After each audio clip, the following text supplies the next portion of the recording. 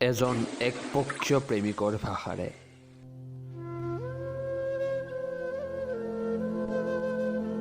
বুজি পোৱা নাছিলোঁ প্ৰেম ভাল পোৱাৰ পাক লগা কথাবোৰ।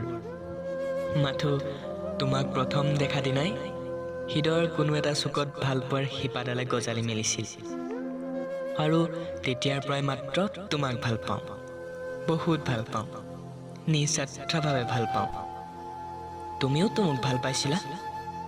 সুখ দুখৰ কথাবোৰচোন মোৰ আগতে অকপতে স্বীকাৰ কৰিছিলা। মই ধেমালি কৰিছিলোঁ আৰু তুমি খং অভিমানেৰে মুখখন ফুলাই বহি আছিলা। মৰমবোৰ দুগুণে বাঢ়ি গৈছিল জানা তেতিয়া। তোমাৰ সৰু ছোৱালীৰ নিচিনা কথাবোৰে মোক তোমাৰ প্ৰতি অধিক আকৰ্ষিত কৰিছিল। আৰু হয়তো তেতিয়াই মই তোমাৰ প্ৰেমত বিলীন হৈ পৰিছিলোঁ।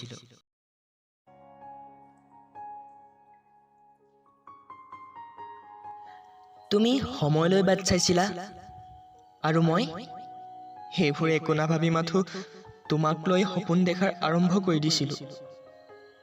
সপোনবোৰে খেলি ফুৰিছিল মনৰ ভিতৰতেই, ভাবিবলৈ পাহৰি পেলাইছিলোঁ।